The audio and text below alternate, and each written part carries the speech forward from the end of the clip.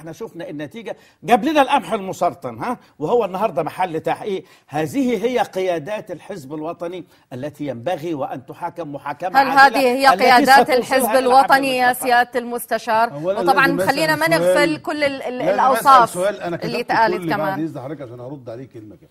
هو بيقول الذين يدافعون عن الحزب هم لصوص. بالضبط. قالها ولا ما قالهاش؟ قالها. هو لا يعي ولا يعرف يحترم الحديث، ولا هو انسان مؤهل انه يتكلم عشان يسب الناس ويقول لهم انتوا لصوص. ده واضح ان هو جاي من بيئه كلها لصوص وكلها حراميه. لا دي قله ادب وسفاله. طيب. وانا ممكن اضربك بالجزمه. ده انا هقوم اديك دكتور بالجزمه. ده انا هقوم اضربك. طب انا بقى هوريك هنا. انت راجل فاهم تعليل ادب. لو راجل سافل. يعني لو سمحتوا. طيب خد بقى انا هوريك.